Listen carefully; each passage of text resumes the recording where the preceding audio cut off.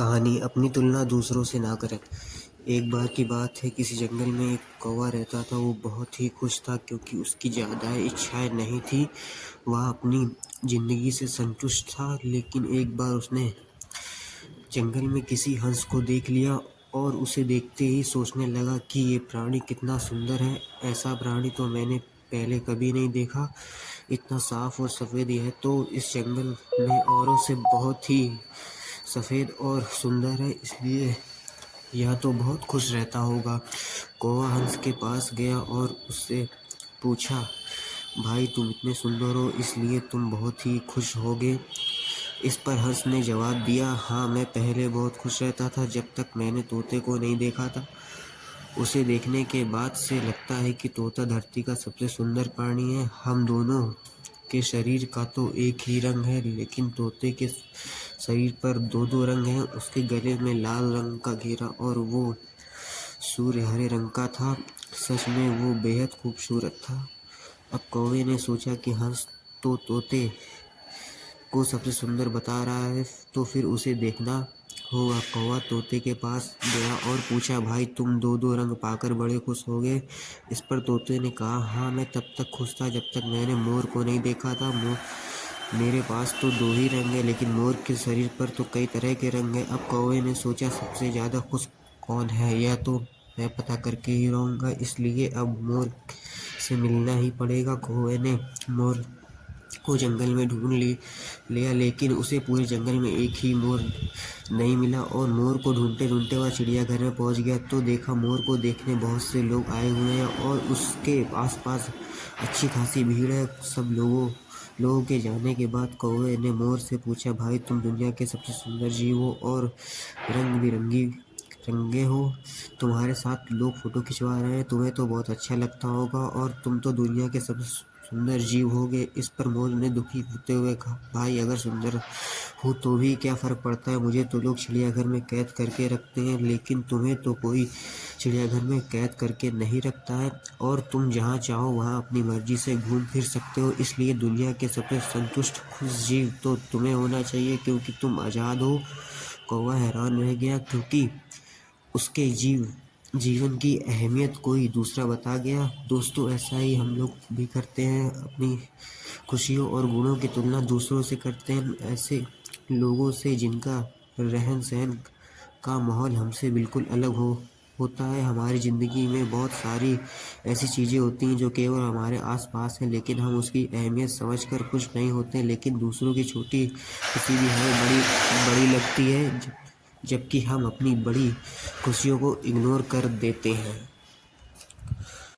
तलाश। थोड़ी दूर बस में चढ़ते समय उसके चेहरे की एक हल्की सी झलक ही दिखी, जिसे देखकर दिल जैसे बैठ सा गया, सांसें थम सी गई। तभी मनोहर ने कहा कि ये क्या हुआ। मैंने कहा कुछ नहीं, और मैं और मेरा दोस्त मनोहर हर रोज की तरह ऑफिस जाने के लिए बस स्टैंड पर खड़े थे। इतने में हमारी बस भी आ गई और हम बैठकर ऑफिस चले गए। आज ऑफिस में भी बीच में काम करते समय उसके चेहरे की वो हल्की सी झलक बार बार सामने आ रही थी। पता नहीं आज मनोहर बहुत बेचैनी हो रही है थी। क्या था उस चेहरे में जो मुझे इतना बेचैन कर रहा था। सभी चेहरे जाने पहचाने थे, बस वो ही अलग था। मैंने मनोहर से पूछा तो वो बोला कि कोई नई आ गई होगी, किसी जगह काम करती होगी। मैंने सोचा शायद कल मुलाकात हो जाए। रोज़ की तरह दूसरे दिन हम बस स्टैंड पर पहुँचे तो वो बस स्टैंड खड़ी पाई।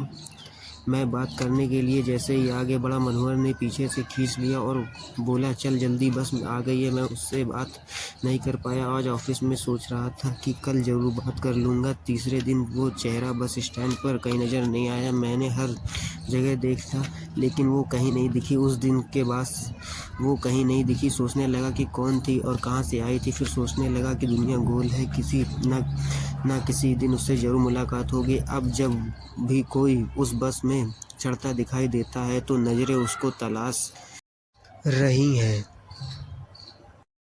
दिल को छू लेने वाली कहानी। वो एक लड़का था जिसका नाम आर्यन था और एक लड़की जिसका नाम श्रेया था। वे दोनों एक ही कॉलेज में पढ़ते थे और एक दूसरे के साथ बहुत अच्छे दोस्त थे। धीरे धीरे उनकी दोस्ती में दिल के करीब एहसासों ने जगह बना ली।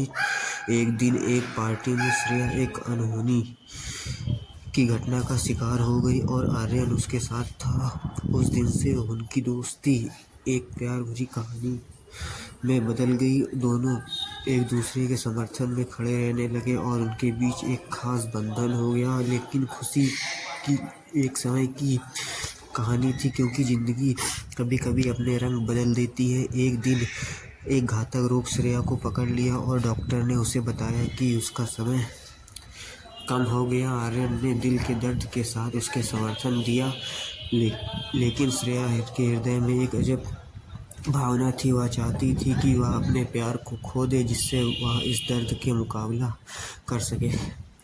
उसकी दिल की ये अभिलाषा आर्यन को जानने में थी और वह श्रेया के साथ जितना भी समय बचा था उसे उसकी प्यार भरी ख्वाहिश पूरी करने का फैसला किया। वे एक बार फिर साथ आए, खुद को इस प्यार में खो दिया और अपने दिल की बातें आपसी शर्तों के बिना कह दी। श्रेया की आंखों में खुशी और दर्द दोनों दिख रहे थे, क्योंकि उसे पता था कि उसके प्यार की अंतिम ख्वाहिश पूरी हो रही थी। उनकी खुशी और दुखों से भरी एक साथ गुजरी रात के बाद श्रेया ने अपनी आंखें बंद कर ली। उसके अंतिम समय में उसका अंतिम मुस्कान आर्यन को था। उसके प्रियजनों ने देखा कि वह खुश थी, क्योंकि उसने अपने प्यार को पाने का एक अद्भुत सफ़र पूरा कर लिया था। श्रवण कुमार कथा। श्रवण कुमार एक पौराणिक चरित्र है। ऐसा माना जाता है कि श्रवण कुमार के माता पिता अंधे थे। श्रवण कुमार अत्यंत श्रद्धापूर्वक उनकी सेवा करते थे। एक बार उनके माता पिता की इच्छा तीर्थ यात्रा करने की हुई। श्रवण कुमार ने कांवर बनाई और उसमें दोनों को बैठाकर कंधे पर उठाए हुए यात्रा करने लगे। एक दिन वे अयोध्या के समीप वन में पहुँचे। वहाँ रात्रि के समय माता पिता को प्यास लगी। श्रवण कुमार पानी के लिए अपना तुम्बा लेकर सरयू तट पर गए। उसी समय महाराज दशरथ भी वहाँ आखेट के लिए आए हुए थे। श्रवण कुमार ने जब पानी में अपना तुम्बा डुबोया, दशरथ ने समझा कोई हिरन जल पी रहा है। उन्होंने शब्दभेदी बाण छोड़ दिया। बाण श्रवण कुमार को लगा। दशरथ को दुखी देख मरते हुए श्रवण कुमार ने कहा, मुझे अपनी मृत्यु का दुख नहीं, किंतु माता पिता के लिए बहुत दुख है।